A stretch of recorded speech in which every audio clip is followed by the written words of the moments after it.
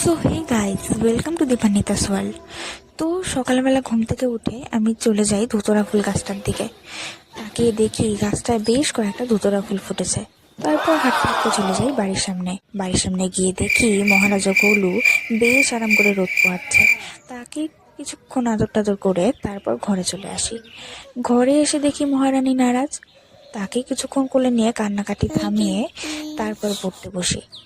আমাদের আবার class 11-এর second সেমের exam চলছে। পড়তে পড়তেই চোখটা গেল বাইরের দিকে। কুয়োর পাড়ে আম গাছটায় বেশ মুকুল ধরেছে। কি দারুণ লাগছে আম গাছটা।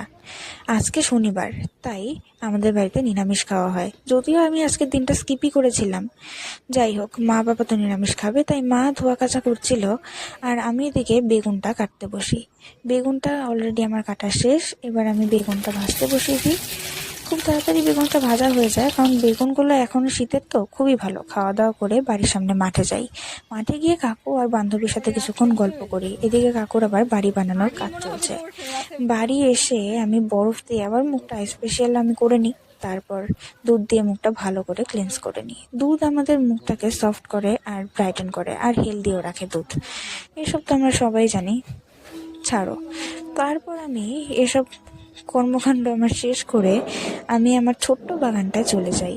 সেখানে গাছগুলোর পরিচর্যা অনেকদিন থেকেই নেওয়া হচ্ছিল না, তাই আজকে আমি গাছগুলোর গোড়ায় মাটি দিয়ে সার দিয়ে জল দিই।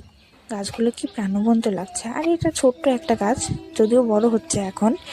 এই গাছটা আমার খুবই প্রিয়। অনেকবার ফুলও ধরেছে আর অনেকগুলো গাছে সবুজ পাতাও বেরিয়েছে। তারপর চোখ পড়ে অ্যালোভেরা গাছটার দিকে। অ্যালোভেরা গাছে আমি প্রত্যেক সপ্তাহে একদিন করে জল দিই, যদিও 2-1 সপ্তাহ বাদ পড়েছে। এখন তাকিয়ে দেখি অ্যালোভেরা গাছটায় বেশ অনেক কয়েকটা চারা গাছ বেরিয়েছে। তো দেখেও মনটা খুব খুশি হয়ে গেল।